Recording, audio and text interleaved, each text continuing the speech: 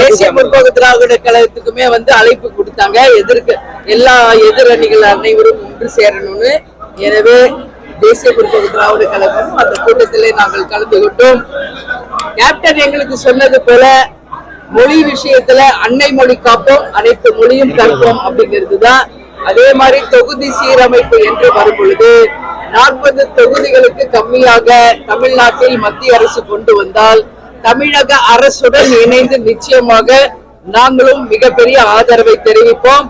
எனவே தொகுதி சீரமைப்பு என்ற பெயரில் மத்திய அரசு தமிழகத்தை வஞ்சிப்பதை நிச்சயமாக தேமுதிக ஏற்றுக்கொள்ளாது.